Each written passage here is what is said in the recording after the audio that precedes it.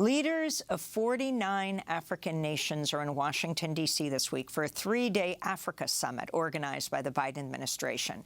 The U.S. Africa Leaders Summit comes as the United States is trying to counter the growing influence of China and Russia in Africa.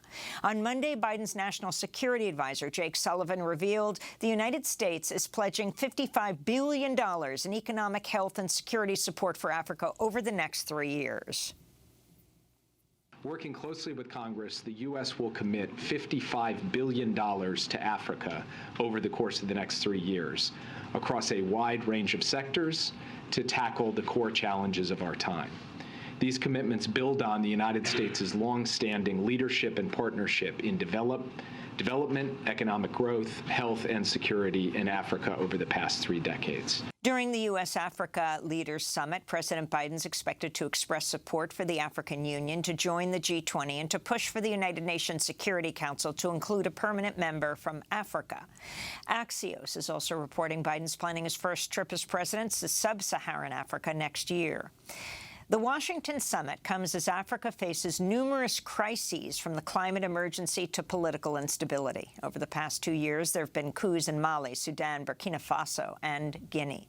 U.S.-trained officers led several of those coups. The 4 nations were not invited to the Washington summit. Neither was Eritrea or leaders from Western Sahara, which has been occupied by Morocco since the 1970s.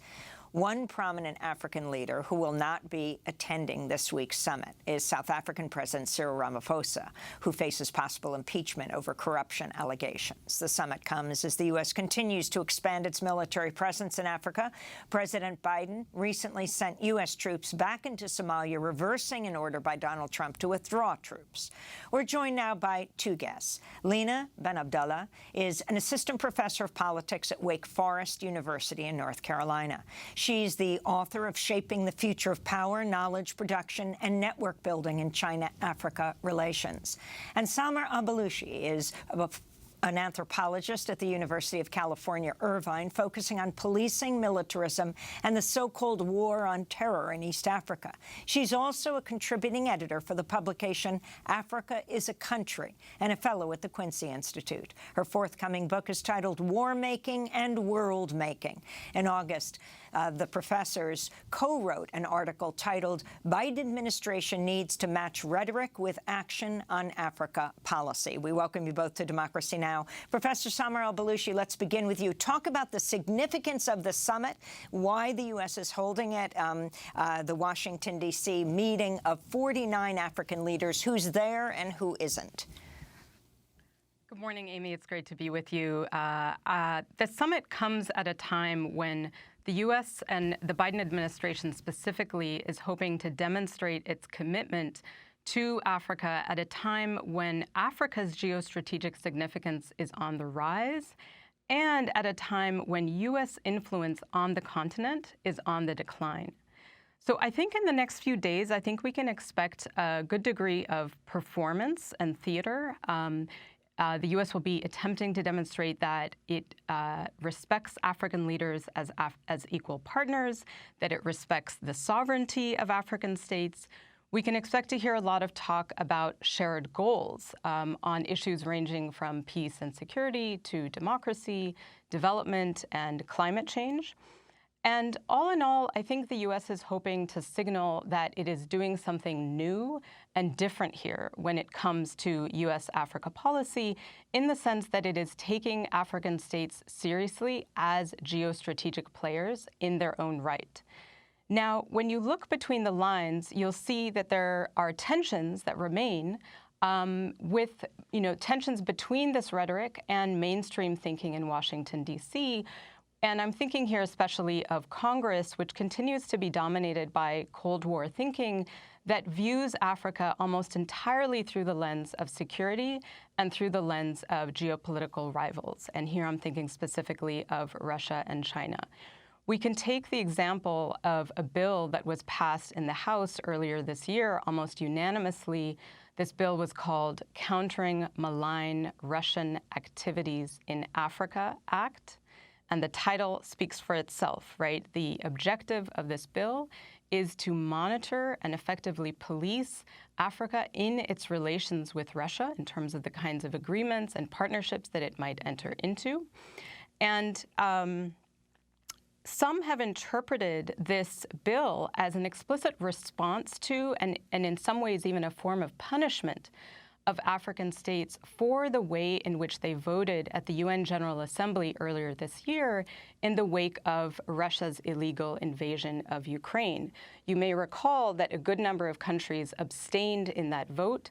African states represented about half of those countries that abstained, roughly 17 of them. And the U.S. was extremely frustrated by these developments and failed to take into account the extent to which African states were making this decision on their vote based on their own geopolitical interests. The U.S. ambassador to the UN, Linda Thomas-Greenfield, went out of her way to talk down to those African states that abstained, to chastise them, to tell them that, they don't seem to understand the seriousness of what has unfolded. And we can see this kind of similar patronizing language evident in the text of the bill of this Countering Malign Russian Activities Act, in the sense that the U.S. presents itself as wanting to, quote-unquote, shield African states from the, quote-unquote, malign activities of Russia. Now, at no point in the bill do they define what constitutes malign, but the U.S. positions itself as morally superior and as well-placed to, lecture African states in their relationships with other powers. Now, we've also seen African leaders push back, right? A number of them have called out precisely this bill for the degree to which it is an insult to African sovereignty. And I think we can expect in the coming days that even as many African leaders play along with the rhetoric of shared goals and with the rhetoric of equal partnership, that behind the scenes, they are deeply aware of the unequal power dynamics that continue to shape U.S.-Africa relations. I'm going to go back to Monday's news briefing with the White House, where National Security Advisor Jake Sullivan took questions about the Africa Summit. As China looks to increase its influence on that continent, I'm curious, will the president seek to deliver any kind of message or word of warning to these African leaders that Beijing, whether it's through their financing or economic or military aid, is not in fact a faithful ally or partner? This is going to be about what we can offer. It's going to be a positive proposition about the United States' partnership with Africa. It's not going to be about other countries. It's not going to be attempting to compare or contrast. It's rather going to be about the affirmative agenda that the United States has to bring to bear with Africa. Professor Lina Benabdallah, if you can respond to this, and you particularly look at Africa when it comes to the relationship between China and Africa, and if you can include that in your response. Thank you so much, Amy, for having me. It makes sense for U.S. government officials to say and distance themselves from framing this summit and framing U.S. foreign policy towards Africa in the language of countering China. But this does not take away from the fact that China is definitely looming in the background. We know this summit is the second edition that the U.S. is hosting for African leaders. The first one was held in 2014. But on the China-Africa side, there have actually been 8 editions of such summits and meetings. So the first one was held in the year 2000. And it's called the China-Africa Forum, or the Forum for China-Africa Cooperation, short as known as FOCAC. And it has, and the China-Africa Forum edition actually has been held systematically every 3 years, and it has been taking place every 3 years since the year 2000. So there is more stability in that relationship, looking at the forum or the summit diplomacy, as it were. For the U.S., we know that the Biden administration has been trying to see how the U.S. can come back to the scene of Africa and to the scene of trying to show partnership with African countries. And the first thing that comes to mind is the summit diplomacy, because it is that precisely that theatrical element of inviting these leaders, bringing them in, shaking hands, meeting, doing these press conferences, and so on and so forth. What more can show visibility of sort of this reigniting U.S.-Africa relations? But everybody knows in the back that in the back of their minds that there is definitely China, even if it's not spoken.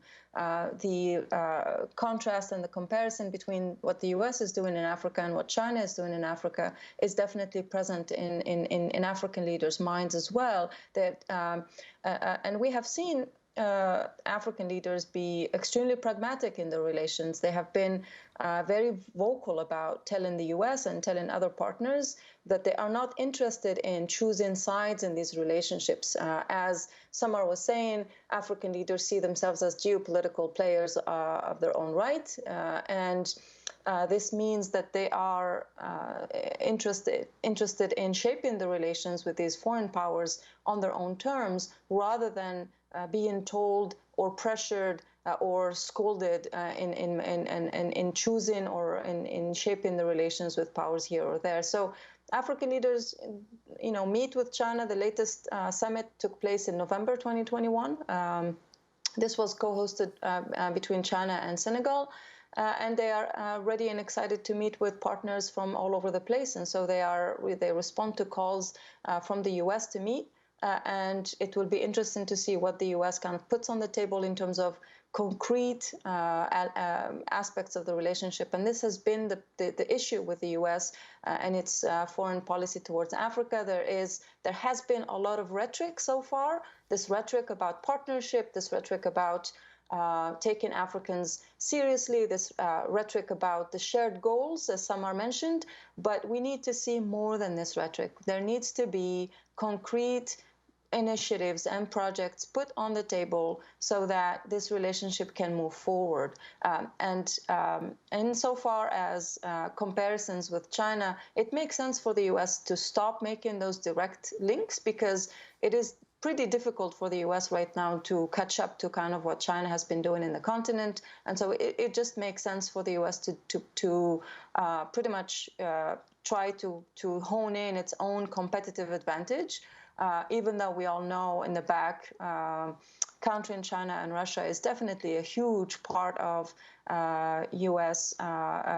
General national security agenda. I wanted to also mention something very briefly, which is to say the timing of this summit is really interesting. We first heard that the U.S. was interested in hosting the second edition of U.S. African Leaders Summit back in October. This was actually scheduled to take place in October at the tail end of the United Nations General Assembly meeting in New York. But what happened was the Biden administration chose to push back this meeting to December and host leaders from the Pacific Islands. And there was a summit between the U.S. and Pacific Island nations in October at the tail end of the United Nations General Assembly. And this tells us a little bit about the priorities that the U.S. government actually gives Africa in practical sense, in this urgency of the meeting. We all know when the Solomon Islands and China signed a security pact, security agreement in the late summer, early fall, that basically was probably one of the reasons why we see the U.S. Africa Leaders Summit pushed to December when it was actually scheduled for October. So, in reality, when you look at U.S. foreign or national strategy policies and priorities, Africa is not really at the top. And African leaders know these things. And so they are interested in seeing what practical and concrete initiatives the U.S. government can put in front of them instead of these kind of performances and these kind of rhetoric level initiatives.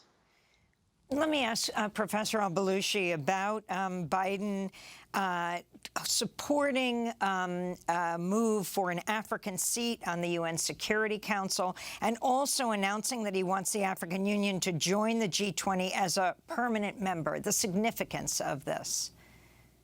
I think what's significant about these statements from the Biden administration is how late they are coming, in the sense that other leaders, other governments have been at the forefront of calling for precisely these things, right? Having a permanent seat on the Security Council, having a permanent seat at the G20, and the U.S. is effectively late to the table, right? And only making these proposals because it knows that it has to, because it knows that if it doesn't support more of a role for Africa on the global stage, that it will lose out to the other powers that have been saying this, that have been making this case for many years now. Finally, and I don't know which one of you would like to take this on. You know, we just came back from Egypt, where we covered the UN Climate Summit and also broadcast from Cairo. And we reported on the tens of thousands of political prisoners who are held in Egypt, the most prominent of them, the political prisoner, Alaa Abdel Fattah. President Sisi is part of this Africa Summit. There's discussions of democracy and representation. The significance of this, him wanting to have a sit-down meeting with President Biden, the German Chancellor, the British Prime Minister, the French President Macron, all calling for, demanding to know what's happening in his case, and in some cases calling for his release. I can just go ahead, Samar. You go ahead, Lina. I just wanted to mention very briefly what we are seeing from this administration. There is this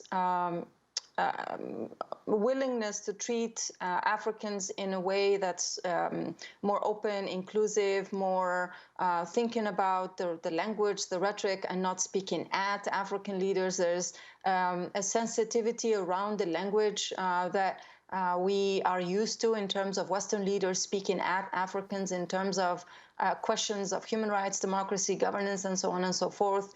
One of the things that lots of Africans, leaders and analysts kind of critique the U.S. about is precisely this point. They say, for instance, in the relationship to China, they don't ever feel like they are being talked at.